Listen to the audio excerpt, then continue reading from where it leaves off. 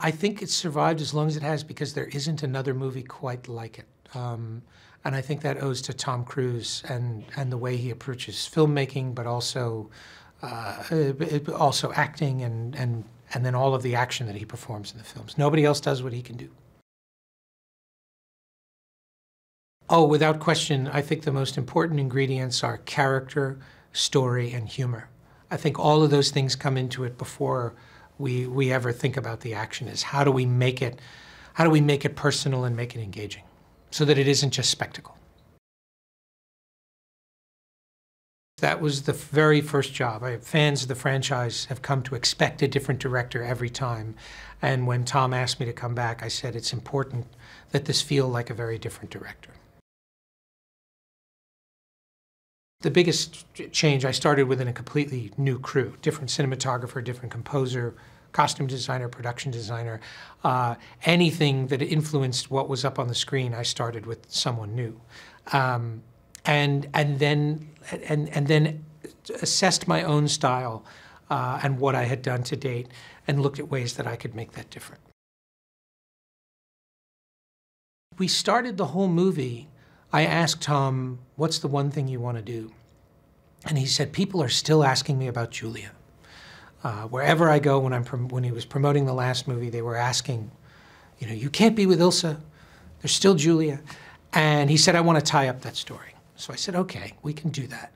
But we have to do it in a way that it's not something we're just going to cut out of the movie. It has to really be baked into the narrative. And that was really the launch point. We started from a more emotional, character-driven point of view than we did from action, which was very different than what we did on the last movie. And that made all the difference. We started, I think the first sequence we talked about on this movie was the helicopter chase. We had wanted to do that for a long time.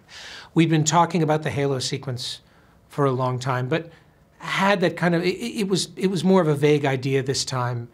It came up as we were going along. It was really about the helicopter chase. And of course, we knew we wanted to do a chase scene in Paris. So those three things were all developing at the same time. And so we never thought about one being the big sequence of the movie. And I think that's one of the reasons why the movie feels as big as it does, is because we never stopped to think that any one stunt was the biggest. I think they're very similar characters. I think the only difference between Ethan and Tom is Ethan doesn't want to do any of the things that he has to do in these movies. Tom loves doing all of it. Hey, Vale here. Did you like the video?